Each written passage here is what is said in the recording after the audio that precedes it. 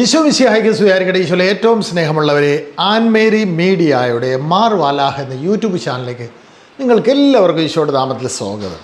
എളുപ്പ വഴി വചനം പഠിക്കാം കൊട്ടേഷനോടുകൂടി. ഇന്നത്തെ കൊട്ടേഷൻ ഓർത്തിരിക്കാൻ വളരെ എളുപ്പം. അധ്യായവും വാക്യവും ഒരുപോലെ 5:5.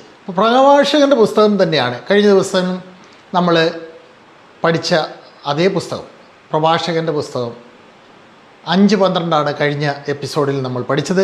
ഇന്ന് പഠിക്കാൻ പോകുന്ന 5:5. ക്ഷമിക്കുമെന്നോർത്ത് വീണ്ടും വീണ്ടും പാപം ചെയ്യരുത്. ക്ഷമിക്കുമെന്നോർത്ത് വീണ്ടും വീണ്ടും പാപം ചെയ്യരുത്. ദൈവം നമ്മളെല്ലാവരെയും ധാരാളമായിട്ട് അനുഗ്രഹിക്കട്ടെ. ധാരാളം വചനങ്ങൾ പഠിക്കുക. നിങ്ങൾ ഈ ചെറിയ വീഡിയോ മറ്റുള്ളവരിലേക്ക് ഷെയർ ചെയ്യുക, ലൈക്ക് ചെയ്യുക, സബ്സ്ക്രൈബ് ചെയ്യുകയൊക്കെ ചെയ്യുക. അങ്ങനെ ഈ ചെറിയ സുവിശേഷ വേലയെ നിങ്ങൾ പ്രോത്സാഹിപ്പിക്കുക. ദൈവം നിങ്ങളെ എല്ലാവരെയും ധാരാളമായിട്ട് അനുഗ്രഹിക്കും. ഈ ചെറിയ ശുശ്രൂഷയിൽ നിങ്ങളും പങ്കുകാരാകുക. ക്ഷമിക്കുമെന്നോർത്ത് വീണ്ടും വീണ്ടും പാപം ചെയ്യരുത്. പ്രഭാഷകൻ്റെ പുസ്തകം 5-ാം അധ്യായം 5-ാം വാക്യം. ആമേൻ.